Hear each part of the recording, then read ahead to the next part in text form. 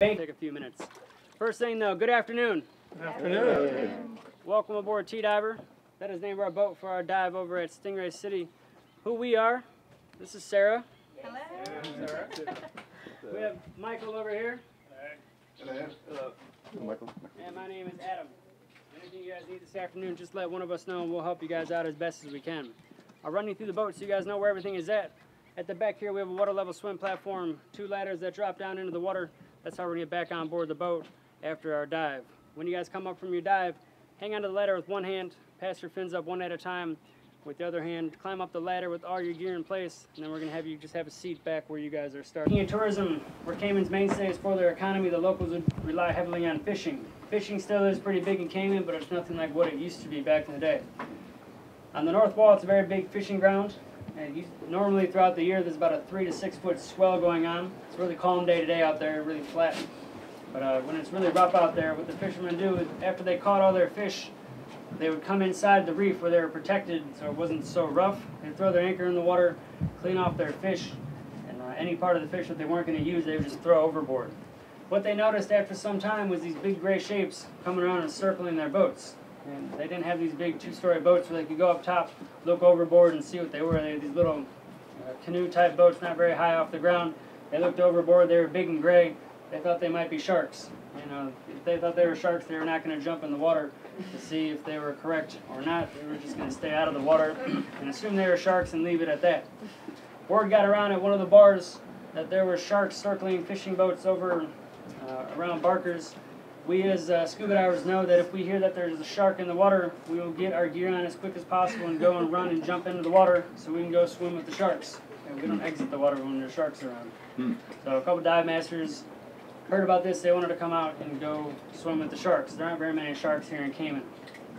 So they bribed a local fisherman with some sort of alcoholic beverage. Said, "Can you please take us out to this area? We want to swim with the sharks." The fisherman said, "You guys are crazy. But as long as you bring alcohol on board, I'll drink it even while I drive back without you guys." Right? So they came out here, they were all excited, got their chainmail suits on. They were really excited to go. They jumped in the water. They looked around and they were really upset with the fishermen and the groomers because they were not sharks. It was just the southern stingray that was swimming around.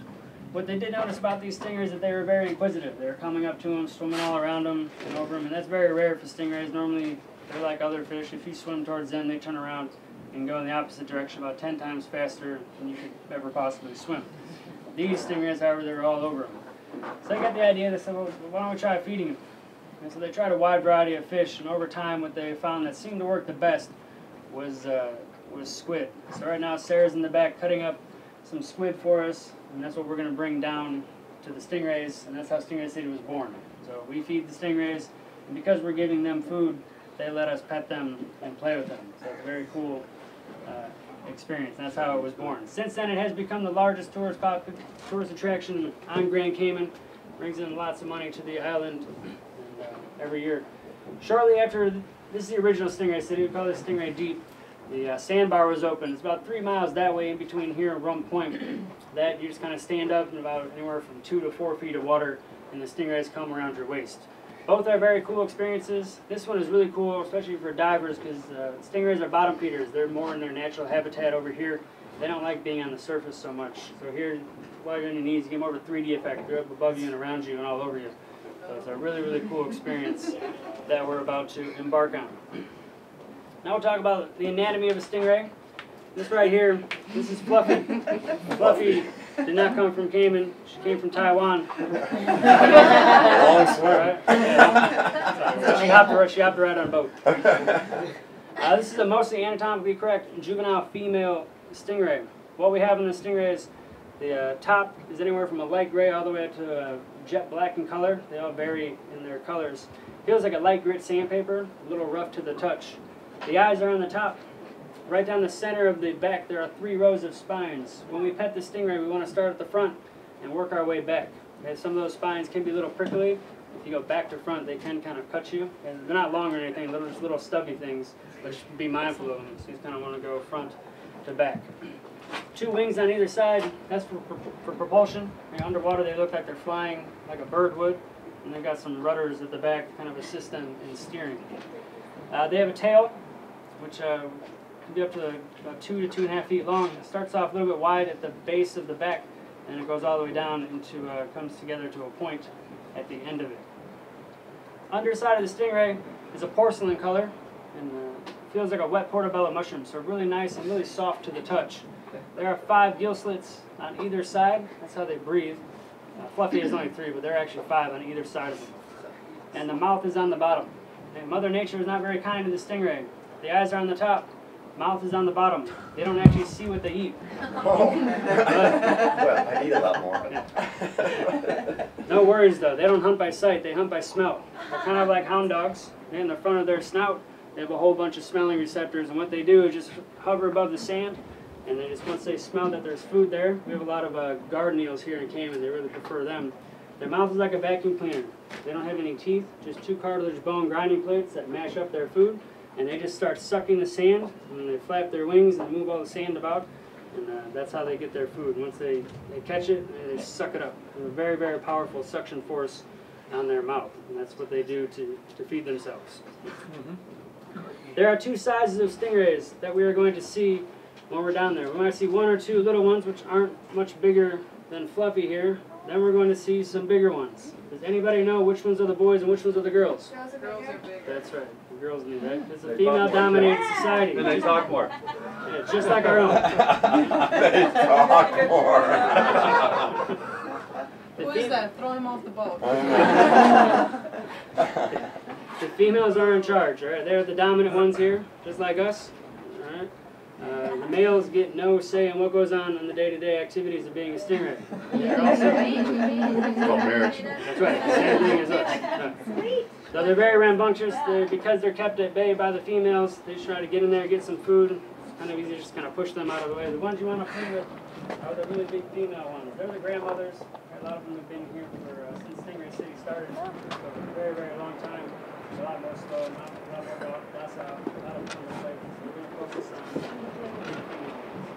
now. How old do they get to be? I've worked with about 20 to 75 years. Really? More or less. Oh, wow. Do they know when you're 50 to 75. Could be that one. Yes, Mom, they speak English, so they know when you say back off. Lastly, how do you tell the difference, real quick, how do you tell the difference between the male and a juvenile female? Is what the male does lack in size, he does make up for in equipment. Instead of 1, you got 2. They're known as claspers. They come off the base of the tail like that. That's how you tell which ones are the males. Right. Lastly, the barb, or stinger, as it's called, comes out the base of the tail just like this. Okay, that's their only way to defend themselves. Okay, they only get 1 of them throughout their entire life. Once they use it, then they're left defenseless.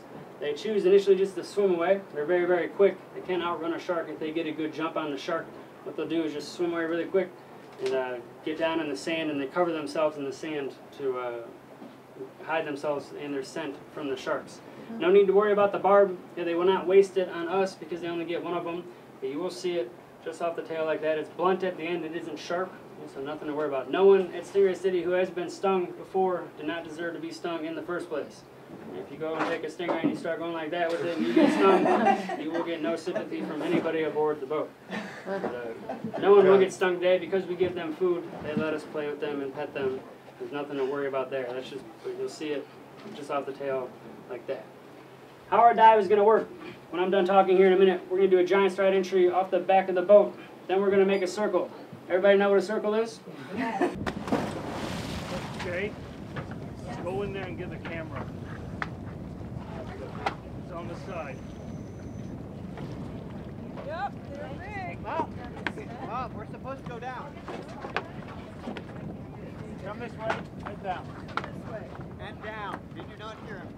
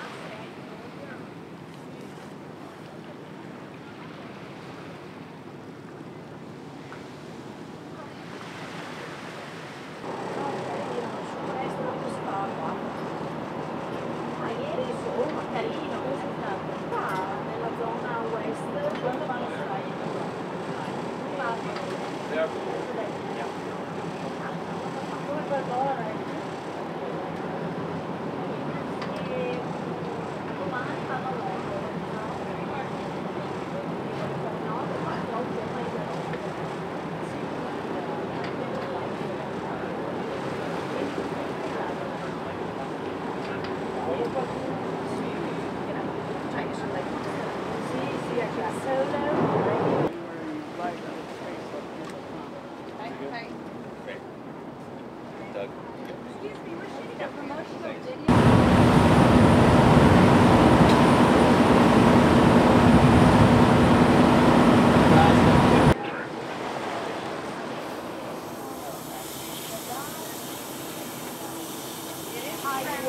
Barracuda, about that big, that hang out between this dive site and Trinity Caves, which is just 2 moorings ahead of us. They kind of move around. There's also a big school of horse-eyed jacks that swim around from these 3 sites in front of us. So it just depends on where they're at by the time that we actually get into the water.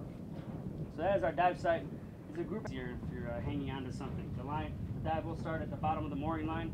Once we get down there, I'll ask you guys if you're okay, and I'll signal for you to follow me. So where are we right now? And what is this place? We're at Round Rock. And what makes this one special?